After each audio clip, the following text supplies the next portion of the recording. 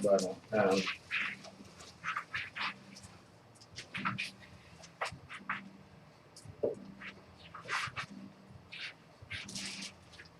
bueno, ponete ahí, así te...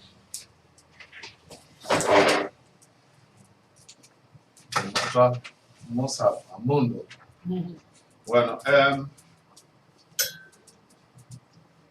primero, Lidia, te damos bienvenido a nuestra escuela que decidiste seguir con estos cursos que sabemos que no son muy fáciles para comprender. Además, confieso, es casi un choque cultural, inclusive especialmente para las mujeres.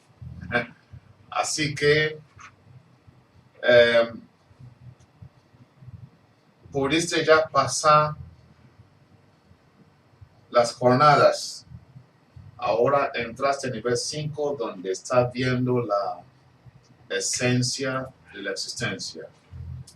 Los grandes poemas de Ifá que son muy fuertes. Pero por ahora le vamos a dar certificado para la jornada sobre Yogwe que has cursado con nosotros.